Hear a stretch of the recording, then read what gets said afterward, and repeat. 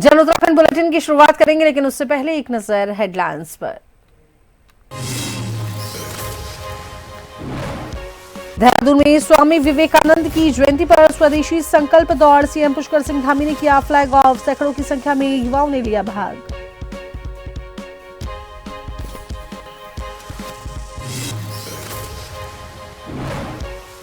काशीपुर किसान आत्महत्या मामला, सीएम धामी ने मजिस्ट्रेट जांच के आदेश दिए, पीड़ित परिवार को न्याय और हर संभव मदद के निर्देश, प्रशासन और परिजनों के बीच सहमति।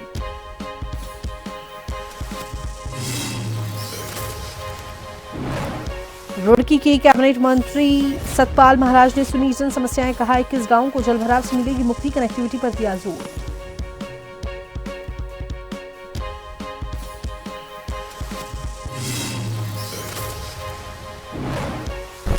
रेखा रे के पति के खिलाफ एफआईआर पर अड़ी कांग्रेस, महिला कार्यकर्ताओं की पुलिस से धक्का मुक्की, बोली राजनीतिक संरक्षण दिया जा रहा।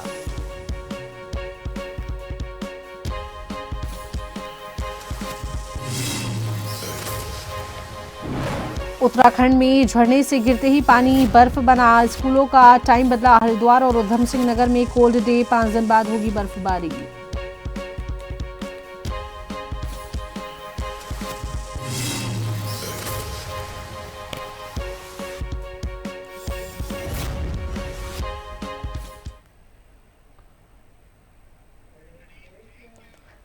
देहरादून में सोमवार को स्वामी विवेकानंद की जयंती पर स्वदेशी संकल्प दौड़ का आयोजन किया गया, जिसको मुख्यमंत्री पुष्कर सिंह धामी ने हरी झंडी दिखाकर रवाना किया। इस अवसर पर बड़ी संख्या में युवा, खिलाड़ी और आमजन मौजूद रहे। मुख्यमंत्री ने कहा कि स्वामी विवेकानंद युवाओं के लिए प्रेरणा के सबसे बड़े स्रोत हैं और उनके विचार आज भी देश को दिशा दिखा रहे हैं। मुख्यमंत्री ने प्रधानमंत्री नरेंद्र मोदी के नेतृत्व में युवाओं के लिए शिक्षा, कौशल और नवाचार के साथ क्षेत्र में मिल रहे अवसरों का जिक्र किया। साथ ही कहा कि उत्तराखंड सरकार युवाओं को रोजगार और स्वरोजगार से जोड़ने के लिए लगातार प्रयास कर रही है।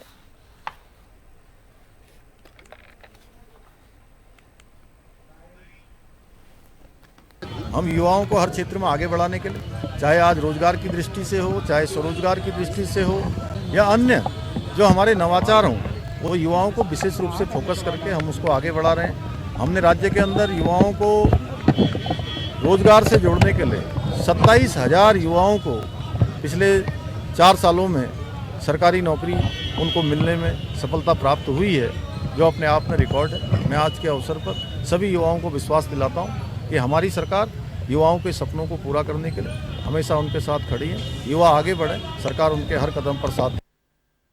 हरिद्वार में वर्ष 2027 के अर्ध कुंभ मेले से पहले गैर हिंदुओं के प्रवेश पर प्रतिबंध की मांग अब तेज होती जा रही है। तीर्थ पुरोहितों, श्री गंगा सभा और अन्य धार्मिक संगठनों ने कुंभ क्षेत्र के 105 गंगा घाटों पर गैर हिंदुओं के प्रवेश पर पूर्ण रोक लगाने की मांग उठाई है। धार्मिक संगठनों का ये तर्क है कि 1916 और 1935 के हरिद्वार नगरपालिका नियमों में हर की पौड़ी और आसपास के क्षेत्रों में पहले से ही ऐसे प्रतिबंध लागू हैं, जिन्हें पूरे कुंभ क्षेत्र तक बढ़ाया जाना चाहिए। साधु संतों और संगठनों का ये कहना है कि कुंभ के दौरान घाटों के साथ साथ ठहराव, संपत्ति खरीद और अन्य गतिविधियों को भी नियंत्रित किया जाना चाहिए, ताकि श्रद्धालुओं की सुरक्षा और धार्मिक गरिमा बनी रहे। इस पूरे मामले पर उत्तराखंड के मुख्यमंत्री पुष्कर सिंह धामी ने संतुलित प्रतिक्रिया दी है।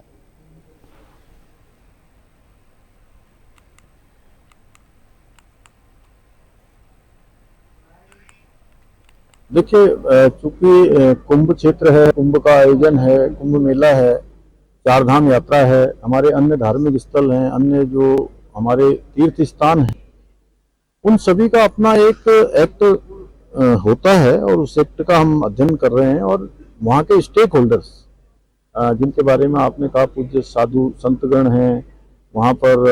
अगर हरिद्वार की मैं बात करूँ तो गंगा सभा है, हमारी अन्य जो वहाँ की धार्मिक संस्थाएं हैं, उनके द्वारा जो भी सुझाव आएंगे, और सरकार चूंकि उनके सुझावों पर ही अमल करती है, वो सब सुझाव देंगे। और जो माँ गंगा का जो एक स्थान है, हरिद्वार का अपना एक स्थान है, पुराणों में है, उसकी अपनी महत्ता है कि वहां जाने से ही लोगों के कष्ट और पाप समाप्त हो जाते हैं। तो उस स्थान की महत्ता बनी रहे। जब स्टेक होल्डर्स बात करेंगे तो सरकार का भी जो है उसमें निश्चित रूप से सरकार वही काम करती है जो स्टेक होल्डर्स कहते हैं। जन जन की सरकार जन जन के द्वार कार्यक्रम के तहत रुड़की के ढंढेरा में आयोजित कार्यक्रम में कैबिनेट मंत्री सतपाल महाराज ने सीधे जनता से संवाद किया। इस दौरान उन्होंने लोगों की समस्याओं को सुना और कई मामलों में अधिकारियों को मौके पर ही समाधान के निर्देश देकर सरकार की सक्रिय कार्यशैली का संदेश दिया।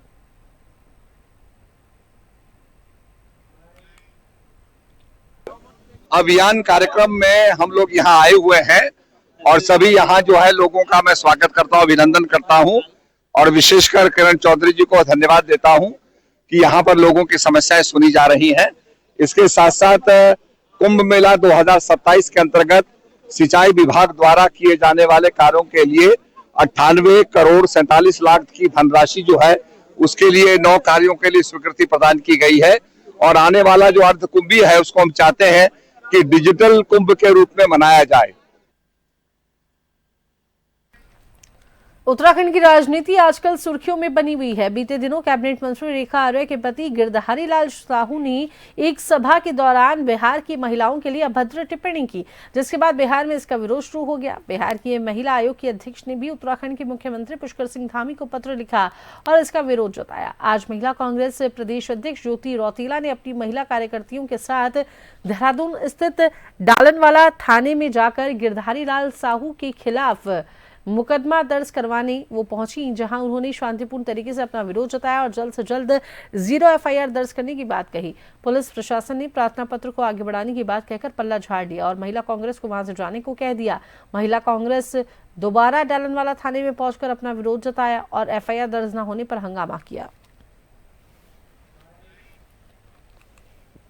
हम लोग सुबह आए थे यहाँ पे 12 बजे और हम लोग लगातार पुलिस से केवल यही मांग कर रहे थे कि जो गिरधारी लाल साहू के खिलाफ हम लोगों ने तहरीर दी उस पर एफआईआर दर्ज हो जानी चाहिए। 12 दिन हो गए, 10 दिन हो गए, गिरधारी लाल साहू इस देश की बेटियों को खरीदने की बात कर रहा है, यानी कि वो किसी न किसी ऐसे गिरोह से संबंध रखता है जहाँ पे महिलाओं का व्यापारीकरण हो रहा है और इस प्रदेश में, इस देश में महिलाओं को देवी का रूप माना जाता है। लेकिन आज डालनवाला थाने में हम आए हैं, पुलिस हमारी एफआईआर दर्ज नहीं कर रही है, उसके उलट उन्होंने हम लोगों को गिरफ्तार करने की कोशिश की। हमारी महिलाओं के साथ बदसलूकी हुई है, कपड़े फटे हुए, उनको चोट लगी हुई है और हमको पुलिस लाइन ले गई। हम दोबारा वापस यहाँ आए और हम जब तक एफआईआर दर्ज नहीं होगी यहाँ थाने से नहीं जाने वाले।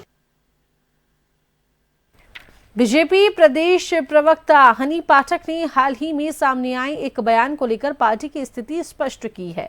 उन्होंने कहा कि जिस बयान को लेकर विवाद खड़ा किया जा रहा है वह पूरी तरीके से व्यक्तिगत था और उसका भारतीय जनता पार्टी से कोई लेना देना नहीं है। हनी पाठक ने बताया कि संबंधित व्यक्ति ना तो भाजपा का पदाधिकारी है, ना कार्यकर्ता है और ना ही उसने किसी संवैधानिक पद की शपथ ली है। उन्होंने कहा कि बयान एक बैठक के दौरान हल्के फुल्के और मजाकिया लहजे में दिया गया था, जिसे गलत तरीके से पेश किया जा रहा है।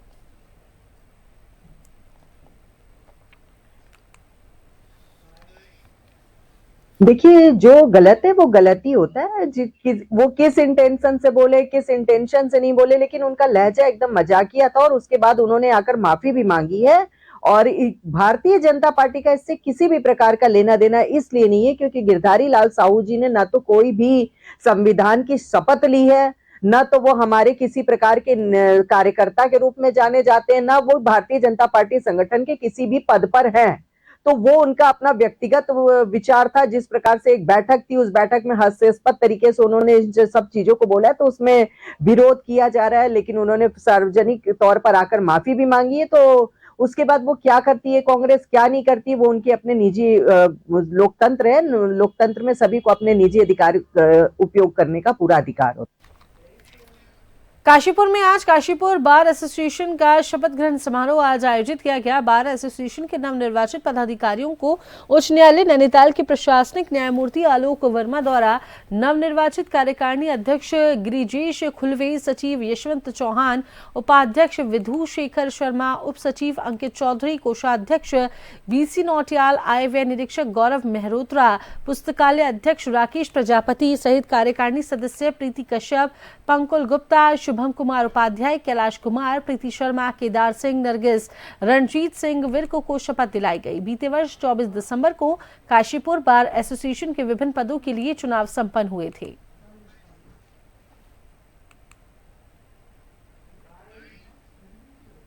देखिए, जो हमने अधिवक्ताओं को आश्वासन दिया था, जो हमारे चुनाव के दौरान जो हमने भरोसे दिलाए थे, वो हम उसे पूर्ण करेंगे। हमने कहा था कि हम यहाँ पे बोटें लाएंगे, ऑफशोर लाएंगे, डिफेंस लाएंगे और महिलाओं के लिए सीट रिजर्व करेंगे। वो सारे वादे हम पूरे करेंगे।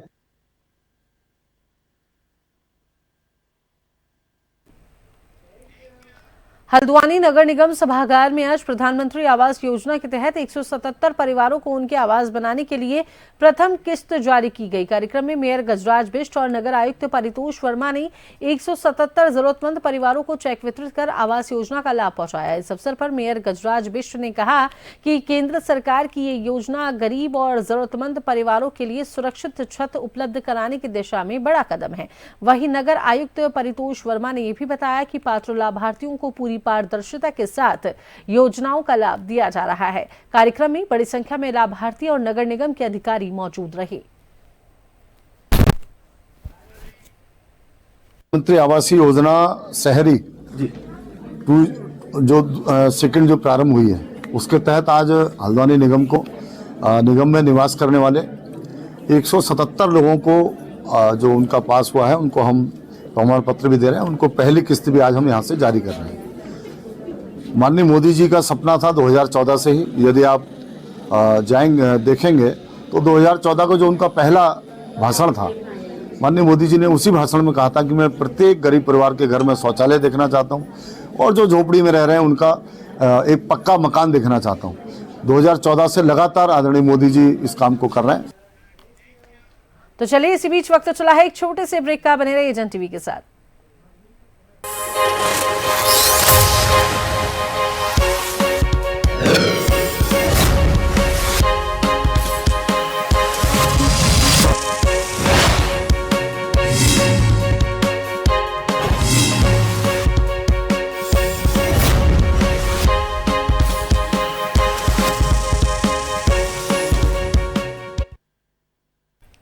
ब्रेक के बाद एक बार फिर से स्वागत है। चलिए खबरों पर बात करेंगे तो रामनगर में कोसी नदी में उप खनिज भरान को लेकर बड़ा विवाद गहरा हो गया है।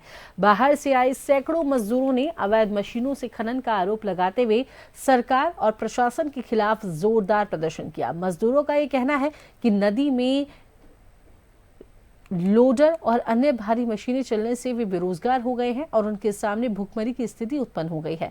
प्रदर्शन कर रहे मजदूरों ने बताया कि वे हर वर्ष बड़ी संख्या में कोसी नदी में मैन्युअल तरीके से उपखनिज निकालकर वाहनों में भरने का कार्य करते हैं, जिससे उनके परिवारों का पालन पोषण होता है। लेकिन इस बार नदी में मशीनों के जरिए उपखनिज भरा जा रहा है, जिससे उनका पारंपरिक रोजगार पूरी तरीके से छिन गया है।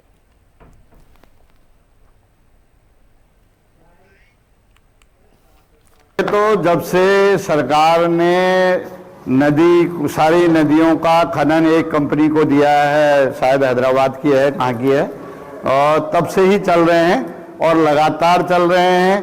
और इस बार भी जो है सरकार ने जो वादे किए थे कि लोगों को काम मिलेगा, लेबर नदी तक पहुंच गई, लेकिन उन सबको वापस जाना पड़ रहा है। और जिस तरह से वीडियो आया है वो आपने देखा है। मैं तो 1.5 साल पहले इस मुद्दे को उठा चुका था कि यहाँ पर एक वीडियो मुझे वायरल हुआ है, जिसमें बैक कैमरे वहाँ पर चल रहे हैं करके, और कुछ वाहन जो ट्रैक्टर टाइप के वाहन जो कि उसमें कुछ मॉडिफाइड करके वहाँ से कुछ काम किए जा रहे हैं। तो मैंने अभी इसके बारे में जो डीएलएम हैं उनको बता दिया है और आरएम साहब को बता भी दिया है, कार्रवाई करने के लिए कहा भी है।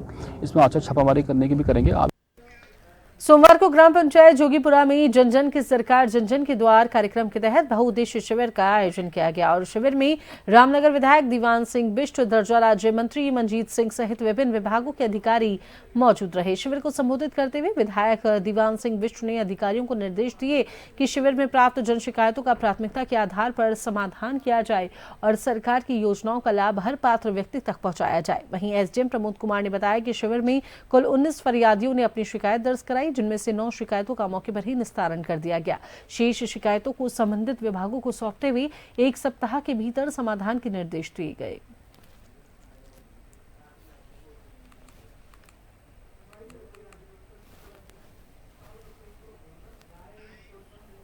जन के सरकार जन जन के द्वार के तहत यहाँ पर कुल 19 शिकायतें प्राप्त हुई थी।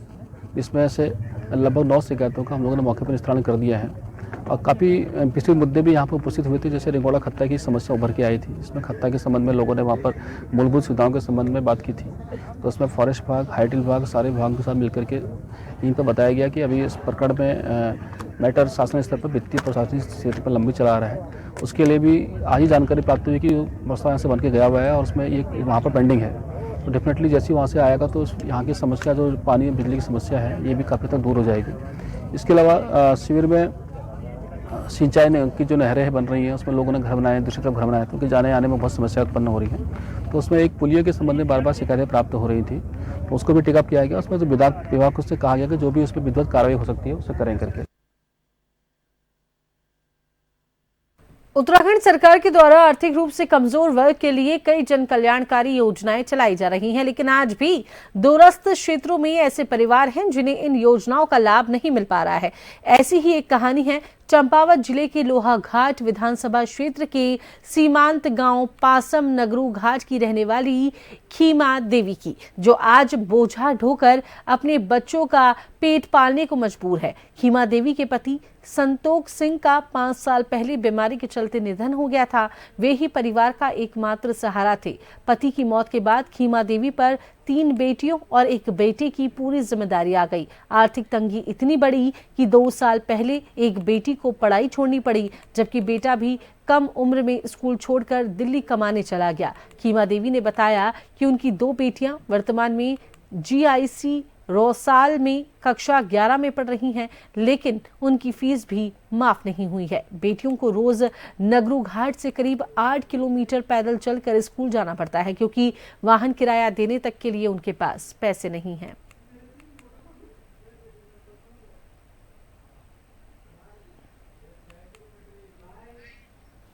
और मेरे पास गरीब रेखा का कार्ड नहीं है, 2-4 बच्चे हैं, इसके पापा नहीं है, मेरे पति नहीं है, और मैं राशन कार्ड चाहिए मेरे को। बच्चे भूख से मर रहे हैं। कुछ भी नहीं, ये भाड़ा ले रही हूँ, ये भाड़ा लगा रही हूँ। अच्छा, बोझ ढो के? हाँ, बोझ ढो के। बोल दिया सभापति से, और अब बना दूंगा, बनाया ही नहीं। बहुत दिक्कत है। बच्चे कहाँ से पालूं? 4 बच्चे हैं, छोटे छोटे हैं, तो कोई नौकरी करने वाले नहीं है, तो बच्चे स्कूल जाते हैं। उधम सिंह नगर में किसान द्वारा खुदकुशी किए जाने के मामले ने तूल पकड़ लिया है। आत्महत्या से पहले किसान ने एक वीडियो बनाकर पुलिस के आला अधिकारियों पर गंभीर आरोप लगाए हैं। किसान का यह आरोप है कि 4 करोड़ के फ्रॉड की शिकायत करने पर पुलिस ने उसकी मदद करने के बजाय उसे प्रताड़ित किया। मामले की गंभीरता को देखते हुए मुख्यमंत्री पुष्कर सिंह धामी ने कुमाऊं कमिश्नर को मजिस्ट्रेट जांच के निर्देश दिए। मुख्यमंत्री ने DGP और मुख्य सचिव से विस्तृत रिपोर्ट मांगते हुए दोषियों के खिलाफ कठोर कार्रवाई का आश्वासन दिया है।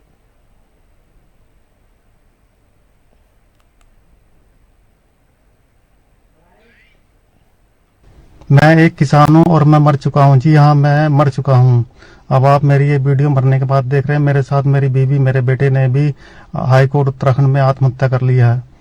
हम लोगों के साथ काशीपुर के गिरोह गैंग ने 4 करोड़ का फ्रॉड किया, जिसमें 3 करोड़ नकद और 1 करोड़ रुपए खाते में दिए। उन्होंने जमीन कुछ और दिखाई और हमें जमीन और दी, जिसके सरगना अमरजीत सिंह, दिव्या, रविंदर कौर, लवप्रीत कौर, कुलविंदर सिंह और जस्सी, हरदीप कौर, आशीष की पत्नी गिरबर सिंह, अमित, गीतांजलि, मोहित, विमल की पत्नी महिपाल सिंह, राजेंद्र, शबेंद्र, विजेंद्र, पूजा, गुरप्रेम सिंह, जगबीर राय, जगपाल सिंह, मनप्रीत कलसी, सुखवंत सिंह पन्नू, बलवंत सिंह बक्सोरा और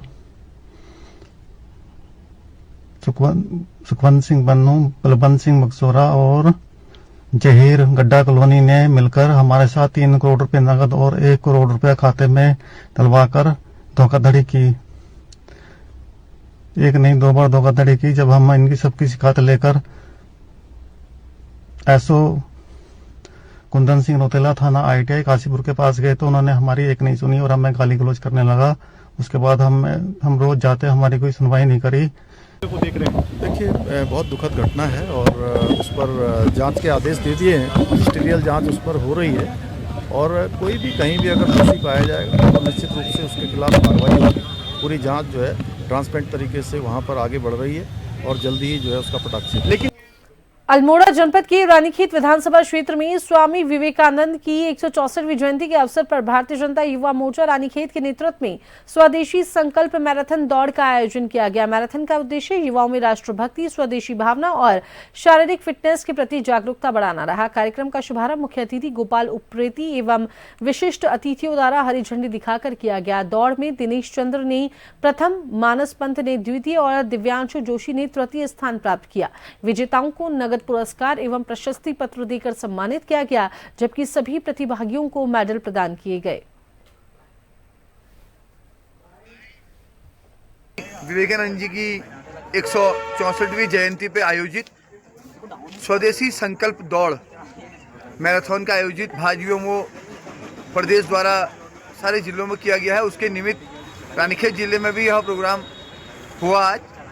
उसी में हमने केमू से मार्केट और मार्केट से विजय चौक, हेडिल, नैनीताल बैंक होते हुए यह दौड़ संपन्न कराई, जिसमें फर्स्ट, सेकंड और थर्ड प्राइज बांटे गए 5100, 2100 और 1100। और उसके अलावा टॉप 10 गर्ल्स, टॉप 10 बॉयज़, उनको सर्टिफिकेट, टी शर्ट और मेडल से प्रोत्साहन किया गया।